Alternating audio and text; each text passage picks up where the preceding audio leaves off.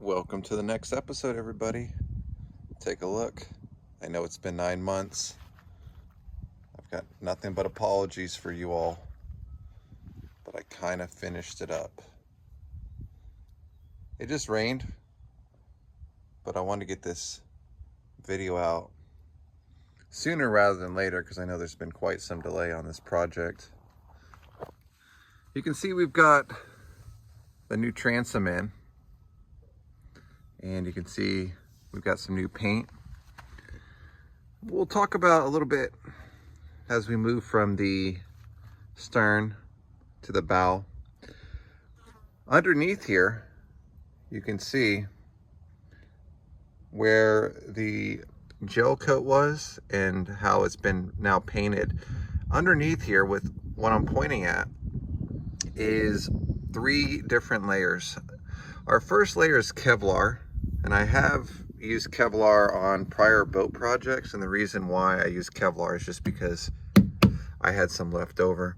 And then on top of that is 2 layers of 1708 6-inch tape. So what I did was I just folded it, and then it ends up about right here, and then I run another level or layer of tape around here, which ends, and then kind of tapered it into the back of the boat. Now obviously, is it the prettiest? Probably not. Is it the most durable thing out there? Maybe. But I tell you what, it's a functioning boat again. That transom before, if you remember in the prior episodes, was pretty bad. And this thing is solid as can be. You can see I've drilled a few holes here because I think in the past, water just kind of left it, would just be left in these little holes here. And I don't understand why they never drilled any holes, but I did. And you can kind of see here in the prior video, it was just a round hole. And I cut this out. And remember, in order to stick this transom in and actually squeeze it against the original fiberglass in the back, you needed something to be able to kind of essentially squeeze in there. And that's where we had to stick the 2x4s to get in there, and then it kind of squeezed. This part right here has fiberglass added to it, and I can tell you what, in those 3 layers, it's super thick. But that used to go all the way against the transom that's right here, and then I layered it. But that's pretty much the back. You can see where we put everything together from the original into here, and then put a nice coat of Rust-Oleum topside paint. Pretty durable stuff. You see on this side, same thing. Do a little quick test down here. See, it's solid. I'll tell you what, super happy with this. Like I said earlier, probably not the prettiest of boats out there, but keep in mind, this is a 1988 model. It's designed for fishing. It's going to be out in the elements, whole 9 yards. Take a look in here. You can see, since you last saw in the prior episode, we now have a floor in here. And we've got, you'll see what looks a little odd. And the reason why, again, it's not the prettiest of fiberglass and Kevlar is because I actually have a mix of it. Like, there's chop strand around in this area right here, and then there's Kevlar right around this area. And the reason why there's Kevlar in there mixed with what you can see is obviously like chop strand here is because I just had a bunch of it left over from my prior boat project, and that's what it looks like that for. And plus, I'm going to run carpet in here too, so I wasn't trying to make, you know, this whole area in here like super pretty. That's not really the goal. Here's a bunch of old cables. It looks like a rat's nest. I tell you what, like these cables, I'll be completely transparent with you, I don't know what a lot of these do. I do have a new over there, sorry, it's a little blurry, right over there. I've got a new 1704 control. The up and down for the outboard wasn't really working correctly. And there's a few other things I forgot initially on the prior videos. So I just bought another one. I'm gonna do a video here pretty soon. But we need to unpack basically what all this wiring mess does here. Let's take a look in the back, because I know a lot of people have been interested in how I made this connection. You can see the drain plug down there, and then we boxed out an area so the water could essentially run and collect in here. I am going to put a bilge pump in there as well to kind of keep water from building up. I'd probably estimate that holds a few gallons in there, so if it does start to take on some water in the boat, the bilge will have plenty of room to get the water out. But we are going to run a new bilge connection over on that side. Take a look in the back. This is probably where the fuel tank's going to be, somewhere in here. Haven't quite figured that out.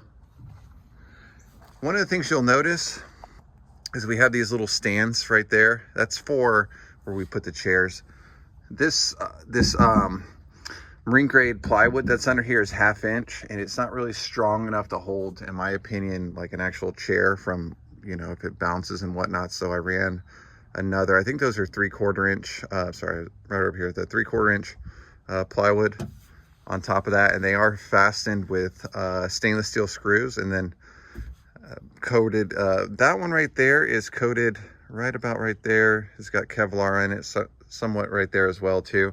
Just like I said, in your boat project, you probably won't have to mix those two materials, but I did. And what else is there to talk about? You can see how along the edge here where we connected the marine grade plywood. Now it is 1708 chop strand. There is some Kevlar right here as well. Let's go towards the front. Take a look at this. This has definitely changed a lot since you last saw it. I do plan on having a chair up front here, so if you want to go fishing up front, you've got a good spot for it. As of right now, the boat is slated to hold 3 people. Take a look here. This is kind of neat. So initially, when we cut the floor out, we needed to correct the height so this window would close properly.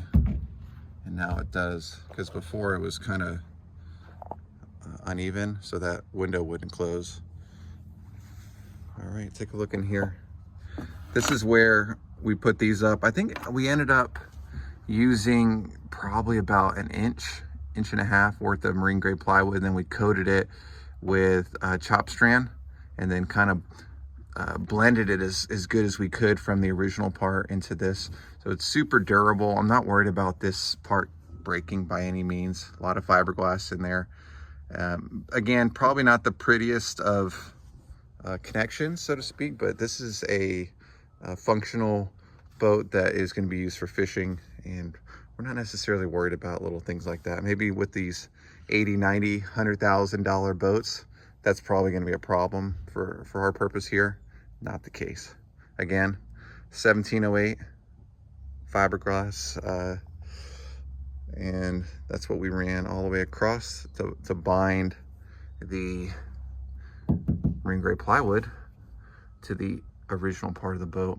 I am going to put a little door right there to kind of help keep that, I guess, from bugs and stuff from going in there. We'll put some hinges, probably hide that wire a little bit better. But this is what it looks like. Again, there's it's sand beige is the paint that we used to kind of coat everything to give that chop strand that's covering the marine grade plywood a little bit more longevity. Take a look here. What do you think?